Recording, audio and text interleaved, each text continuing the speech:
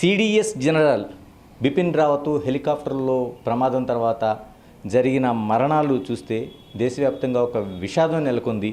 ఇప్పుడు ప్రధానంగా ఈ ప్రమాదం ఎందుకు జరిగింది, ఎలా జరిగింది, ఇవే ప్రశ్నలు వినిపిస్తున్నాయి. ఇందులో ఇలాంటి ప్రశ్నల మధ్య కీలకంగా బ్లాక్ బాక్స్. ఈ బ్లాక్ బాక్స్ దొరికితే అనేక విషయాలు బయటకు వస్తాయనేది ఇప్పుడు మనకి అందుతున్న సమాచారం. ఇంతకీ ఈ బ్లాక్ బాక్స్ ఎలా ఉంటుంది, ఇలాంటి ప్రమాదాలు ఎందుకు జరుగుతాయి? మన ముందు మేజర్ భరతరెడ్డి ఉన్నారు, తెలుసుకుందాం. భరతరెడ్డి గారు నమస్తే. నిజంగానే అతిపెద్ద విషాదం మనం దీన్ని చూసాం. మన రావత్ గారు మరణంది ఎందుకు జరుగుతాయండి? ఎందుకంటే ఆయన సిడిఎస్ స్థాయిలో ఉన్నారు, అనేక జాగ్రత్తలు తీసుకుంటారు, సెక్యూరిటీ కావచ్చు, పైలట్స్ కావచ్చు. ఇలాంటి ప్రమాదాలు ఎందుకు జరిగే అవకాశం ఉంది? నిజంగా చెప్పాలంటే అండి, ఏ ఇన్సిడెంట్ అయినా అనుకోనిది జరిగితేనే అది ప్రమాదం అవుతుంది. యాక్సిడెంట్ అనేది దాని నేచరే అది. సిడిఎస్ జనరల్ రావత్ గారు బయలుదేరిన విమానం ఏదైతే ఉందో మీ-17 V5, అది చాలా అత్యాధునికమైన ఎయిర్క్రాఫ్ట్. అది ఇన్ఫ్యాక్ట్ మన ఇండియన్ ఆర్మ్ ఫోర్సెస్లో ఆల్మోస్ట్ లేటెస్ట్ అడిషన్ అది. అండ్ చాలా battle proven, battle worthy aircraft అది. అంటే సివిలియన్ ఎయిర్క్రాఫ్ట్ పారామీటర్స్ కంటే చాలా ఎక్కువ పారామీటర్స్ ఉంటాయి దానికి యాక్చువల్లీ. అండ్ గత 40 ఏళ్ళుగా రష్యా తను సాధించిన యుద్ధాలలో అన్నిట్లో కూడా మీ ప్లాట్ఫామే యూజ్ చేశారు. అండ్ చాలా కంటిన్యూస్గా ఇవాల్వ్ అయిన ఎయిర్క్రాఫ్ట్ అది. అండ్ దాంట్లో ఏవియానిక్స్ పరంగా కానీ, సిస్టమ్స్ పరంగా కానీ, కేపబిలిటీ పరంగా కానీ, ఆల్ వెదర్ ఫ్లయింగ్ కేపబిలిటీ పరంగా కానీ, it has the latest glass cockpit. So అసలు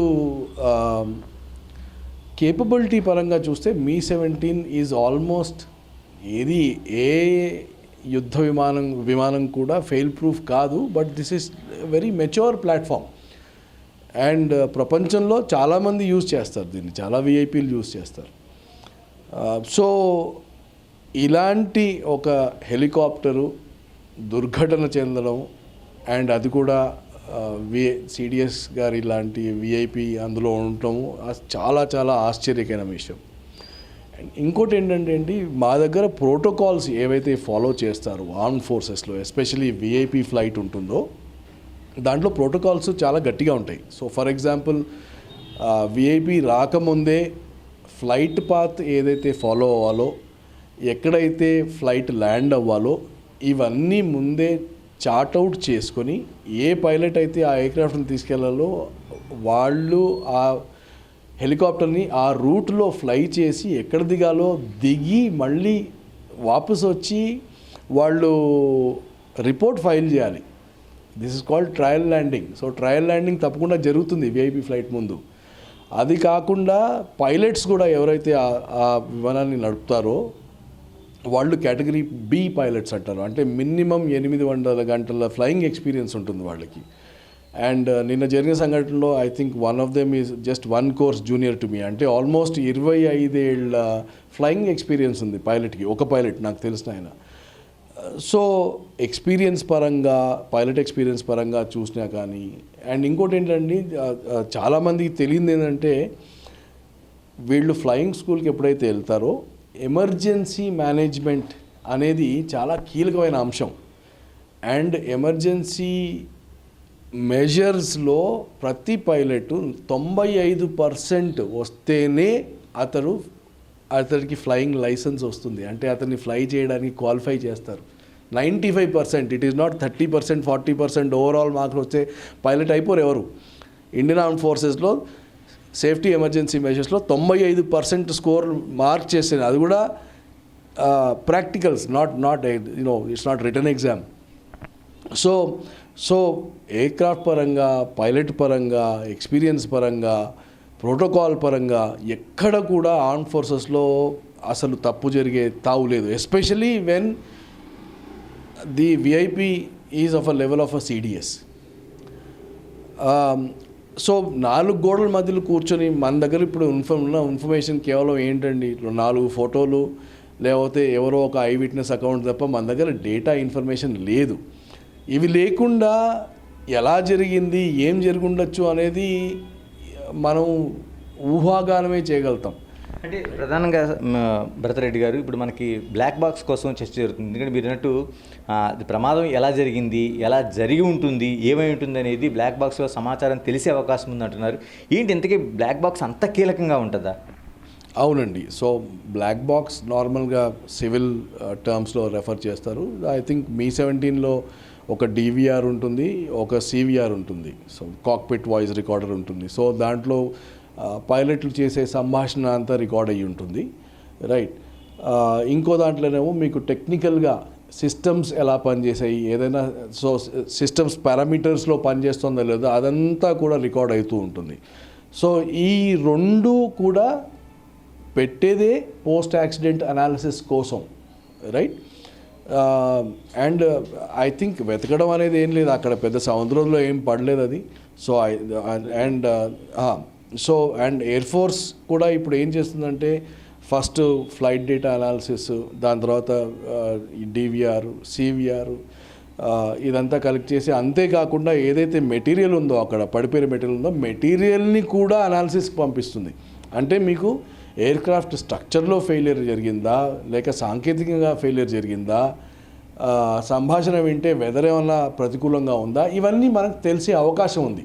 ఉందా లేదా అనేది మనకు తెలియదు, దాంట్లో ఎంత ఇన్ఫర్మేషన్ ఉందో ఇవాళ మనకు తెలియదు.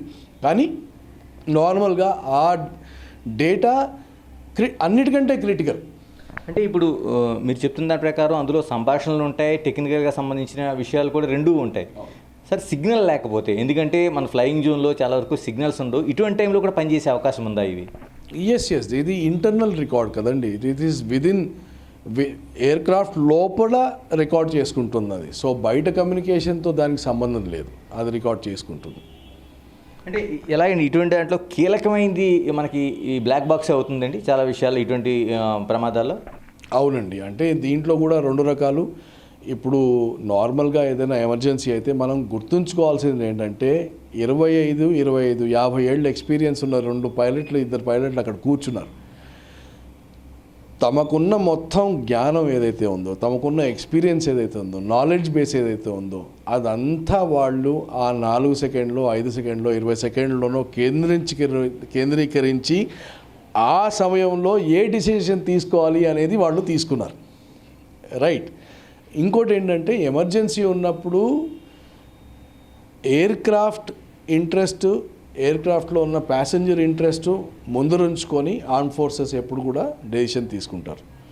సో డెసిషన్ తీసుకున్నప్పుడు మీకు అసలు ఇలా ప్రాబ్లం జరుగుతోందని చెప్పే టైం ఉందా లేదా మనకు తెలీదు. ఎందుకంటే క్రిటికల్ ఇన్సిడెంట్ జరిగినప్పుడు ఫస్ట్ నేను ఎయిర్క్రాఫ్ట్ని కంట్రోల్ చేయడానికి ట్రై చేయాలి. ఏ పైలట్ కూడా అదే చేస్తాడు. అండ్ ఎయిర్క్రాఫ్ట్ కంట్రోల్లోకి వచ్చాక దాని తర్వాత ప్రాబ్లీ ఒక రిపోర్ట్ పంపిస్తాడు ఇలా జరిగింది అని.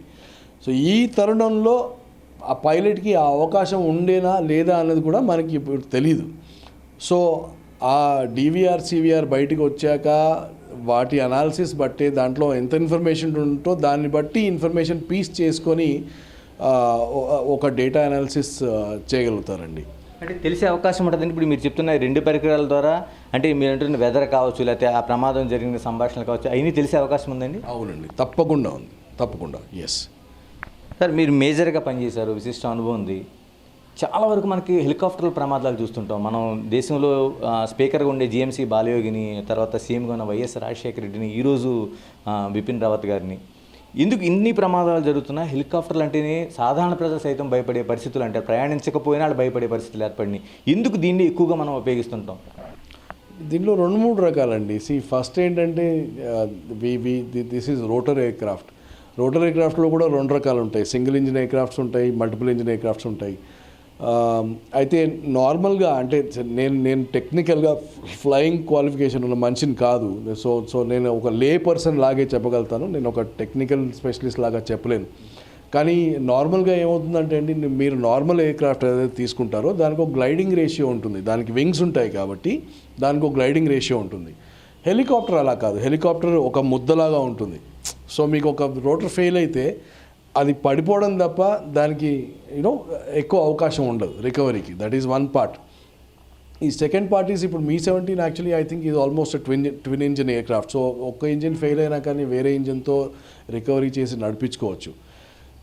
కాకపోతే మీరు ఇంకో విషయం ఏం గమనించాలంటే హెలికాప్టర్స్ ఈ యాక్సిడెంట్లు అయినవన్నీ మీరు గమనించి చూస్తే అవి హిల్స్లో అవుతాయి నార్మల్గా. హిల్స్లో ఇప్పుడు మీరు వెస్టర్న్ ఘాట్స్ నీలగిరి హిల్స్ ఎక్కడైతే ఇన్సిడెంట్ జరిగిందో అక్కడ తేమ ఎక్కువ, ఎందుకంటే అరేబియన్ సీ నుంచి పక్కకే ఉంది కాబట్టి అక్కడ నుంచి తేమ వస్తుంది బాగా. ఆ తేమతో మీకు క్లౌడ్ ఫార్మేషన్, ఫాగ్ ఫార్మేషన్ ఎక్కువ ఉంటుంది. అండ్ అది కూడా ఎలా ఉంటుందంటే మీకు ఒక వెదర్ రేడార్లో దొరికే అవకాశం ఉందా లేదా అనేది కష్టం. సడన్గా అంటే అరగంటలో 5 నిమిషాల్లో కూడా వెదర్ చేంజ్ అయిపోతుంది హిల్స్లో. అండ్ కొన్నిసార్లు మీకు టర్బులెన్స్ ఉంటుంది. అంటే నార్మల్గా ఏమవుతుంది హిల్స్లో అంటే మీకు గ్రౌండ్లో హీట్ అవుతున్న కొద్దీ, గాలి హీట్ అవుతున్న కొద్దీ అది గాలి పైకి లేస్తుంది, కానీ లేచిన గాలి కొండ చర్యకు తగులుకొని మళ్ళీ వాపసు వస్తుంది. సో అది ఒక టర్బులెన్స్ క్రియేట్ చేస్తుంది. అది టర్బులెన్స్ అనేది మళ్ళీ మీకు హిల్స్లో వెదర్ రేడార్కి దొరుకుతుందా లేక మీ ఎయిర్క్రాఫ్ట్ రేడార్కి దొరుకుతుందా లేదా అది అవకాశం చాలా తక్కువ. మూడోది ఏంటంటే బయట ప్రదేశంలో అంటే ప్లెయిన్స్ ఎక్కడైతే ఉంటాయో హైదరాబాద్ లాంటి ప్రదేశంలో మీకు ఒక టెక్నికల్ ప్రాబ్లం అయితే మీకు ఆల్టిట్యూడ్ కూడా ఉంది, మీకు టైం కూడా ఉంది, ప్రదేశం కూడా అనుకూలిస్తుంది కొంచెం ఎమర్జెన్సీ ఎవేసివ్ యాక్షన్ తీసుకోవడానికి. కొండ చర్యల్లో మీకు ఆ ప్రదేశం ఆ మనూరబిలిటీని తక్కువ చేసేస్తుంది. సో నాకు తెలిసినా కానీ ప్రాబ్లం ఉందని నేను ఎక్కడ ల్యాండ్ చేయాలి అనేది నాకు ప్లేస్ దొరకదు, నాకు టైం కూడా తక్కువ, ఎందుకంటే నేను ఆల్రెడీ ఒక ఆల్టిట్యూడ్లో ఉన్నాను అండ్ ఆల్రెడీ అది హిల్ కాబట్టి నాకు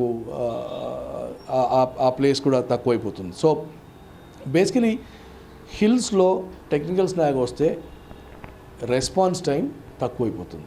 ఆ రెస్పాన్స్ టైం తక్కువ అవడం వల్ల ఒక సేఫ్టీ డ్రిల్ ఏదైతే పాటించాలో ప్రాబబ్లీ అది పాటించడానికి టైం తక్కువ జరుగుతుంది. కాబట్టి హిల్స్లో యాక్సిడెంట్ జరిగే అవకాశం ఎక్కువ తప్పకుండా. భరతరెడ్డి గారు, మనం హెలికాప్టర్ కూలిపోయిన వెంటనే చూసాం పెద్ద ఫైరు, అసలు అంటే ఎవరు కూడా తప్పించుకోలేనిది, కొందరైతే తప్పించుకుంటూ వస్తూ కూడా దుర్మరణం పాలయ్యారని చూస్తున్నాం. అంటే ఏముంది మనకి చిన్న చిన్న బస్సెస్లో కూడా ఏంటి మనకి ఫైర్కి సంబంధించిన సేఫ్టీ మెజర్స్ లాంటివి ఉండాలంటారు. ఒకసారి ఫైర్ వచ్చిన వెంటనే దాన్ని నియంత్రించే వ్యవస్థ ఉండాలంటారు. ఇటువంటి సిస్టమ్స్లో ఉండే అవకాశం లేదండి? Mi-17లో actually you have a polyurethane foam with self-sealing tanks. ఎందుకంటే ఇన్ఫ్యాక్ట్ Mi-17కి ఆర్మర్డ్ ప్రొటెక్షన్ కూడా ఉంటుంది, ఎందుకంటే అది యుద్ధంలో పనిచేయాలి కాబట్టి. బట్ ప్రతి సిస్టమ్కి ఒక టాలరెన్స్ లెవెల్ ఉంటుంది. అంటే ఇప్పుడు aircraft if it is going in the air and బయట ఎక్స్ప్లోజన్ అయ్యి ఒక చిన్న స్ట్రాప్నల్ వచ్చి నాకు ఫ్యూయల్ ట్యాంక్ తగిలి హోల్ అయిందనుకోండి, ఆ హోల్ని సెల్ఫ్ సీలింగ్ చేయడానికి ఒక చిన్న టెక్నాలజీ మనం పెడతాం. కానీ దానికి ఒక టాలరెన్స్ లెవెల్ ఉంటుంది. అంటే ఈ పరిధి దాకా పనిచేస్తుంది, ఆ పరిధి తర్వాత పని చేయదు, రైట్? సో అండ్ ఇక్కడ మోస్ట్ లైక్లీ అండి మీరు చెప్పింది కరెక్ట్, ఎందుకంటే ఎయిర్క్రాఫ్ట్లో ఇంపాక్ట్ కంటే బర్న్ ఇంజరీసే ఎక్కువయ్యాయి అండ్ క్యాజువాలిటీస్ అన్నీ బర్న్ ఇంజరీస్తోనే అయ్యాయి. సో ఆ ఇంపాక్ట్ జరిగినప్పుడు ఫ్యూయల్ డంప్ చేసే అవకాశం కూడా లేకుండా and this is aviation fuel will burn more intensely. So అది బయట చల్లి ఒకసారి ఫైర్ మొదలైంది అంటే ఏ ఫైర్ సప్రెషన్ సిస్టమ్ కూడా పని చేయదు. సో అంటే టాలరెన్స్ లెవెల్ ఇంత మటుకు ఫైర్ ఉంటే ఓకే, చిన్న ఏదో అగ్నిప్రమాదం ఉంటే దాన్ని పెద్దగా చేయకుండా ఒక సిస్టమ్ పనిచేయగలుగుతుంది. కానీ ఎక్స్ప్లోజనే అయి అంటే కింద పడిపోయినప్పుడు ప్రమాదం జరిగిపోయినప్పుడు ఒకటేసారి మంటలు అనుకుంటే దాన్ని ఆర్పడం ఎవరితరం కాదు. సో సిస్టమ్స్ ఏ సిస్టమ్ ఉన్నా కానీ ఒక రేంజ్లో పనిచేస్తుంది. ఆ రేంజ్ దాటి ప్రమాదం జరిగితే ఆ సిస్టమ్ పనికిరాదు అక్కడ. భరతరెడ్డి గారు, ఇప్పుడు మనకి ప్రమాదం జరిగింది, దాన్ని మళ్ళీ తిరిగి వెనక్కి తీసుకోలేనిది, మనం తిరిగి తేలేనిది. కానీ ఇప్పుడు బ్లాక్ బాక్స్ వచ్చిన తర్వాత, అందులో విశ్లేషణ చేసిన తర్వాత, అంటే కేవలం పోస్ట్ మార్టం లాగే మిగులుతుందా, లేకపోతే భవిష్యత్తులో ఇటువంటి మనం నష్టం జరగకుండా ఉండేలాగా ఏమైనా విశ్లేషణ జరుగుద్ది వీళ్ళకి? నిజం చెప్పాలంటే మేమున్న ప్రొఫెషనే గ్యారంటీ లేని ప్రొఫెషన్, రైట్? సో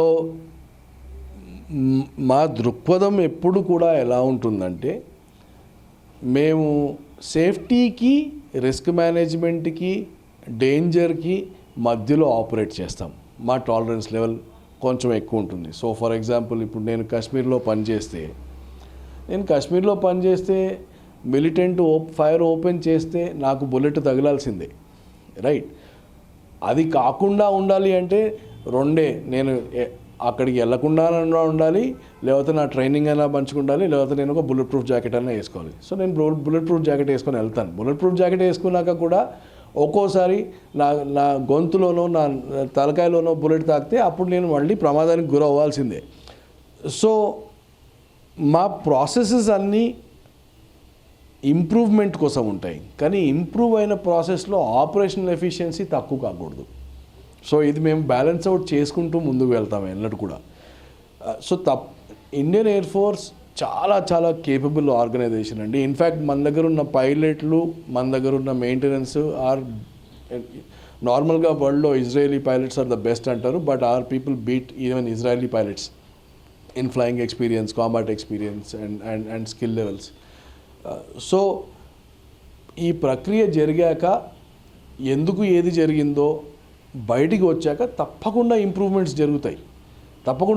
కానీ that doesn't mean that accidents will stop from happening. అది ఎవరూ చెప్పలేరండి, ఎందుకంటే యాక్సిడెంట్ బై డెఫినేషన్ యాక్సిడెంట్ అంటే అనుకోకుండా జరిగేది యాక్సిడెంట్. ఓకేనండి, ఇది మనకి మేజర్ భరత్ రెడ్డి గారు పంచుకున్న విషయాలు. ఖచ్చితంగా ఏదైతే జరిగిన ప్రమాదం ఉందో దీనిపైన జరిగిన తర్వాత ఎందుకు జరిగింది, ఎలా జరిగింది అనేది ఏదైతే బ్లాక్ బాక్స్ కావచ్చు, మిగతా టెక్నికల్ ఇది కావచ్చు, అన్నింటిలో కూడా విశ్లేషణ జరుగుతుంది. అయితే ప్రమాదం కాబట్టి దీన్ని ప్రమాదంగానే చూడాలి. మరోవైపు ఏదైతే ఈ విషయాలు ఉన్నాయో వీటిని క్రోడీకరించి భవిష్యత్తులో మరింత జాగ్రత్తలు తీసుకునే అవకాశం ఉంటుంది. మరోవైపు బిపిన్ రావత్ లాంటి ఒక పెద్ద ఆఫీసర్ వెళ్ళినప్పుడు అన్ని విషయాలు కూడా కూలంకుషంగా ఒక చర్చ జరిగి దాన్ని విశ్లేషణ చేసిన తర్వాతే ఈ జర్నీ జరుగుతుంది. కానీ ఇది ప్రమాదం అంటున్నారు. ఏదేమైనా మనం అతిపెద్ద నష్టం చూసాం. బిపిన్ రావత్తో పాటు మిగతా అనేక మందిని కోల్పోయాం. ఇప్పటికీ బ్లాక్ బాక్స్లో ఏమొస్తుంది, ఎటువంటి విషయాలు బయటపడతాయి, దీని ద్వారా మనం ఎటువంటి పాఠాలు నేర్చుకుంటున్నాం అనేది చూడాల్సిన విషయం. ఈ ప్రమాదంలో మరణించిన బిపిన్ రావత్ మిగతా వాళ్ళకి సాల్యూట్ చేస్తూ కెమెరా పర్సన్ శేషుతో గణేష్, టీవీ 9 హైదరాబాద్.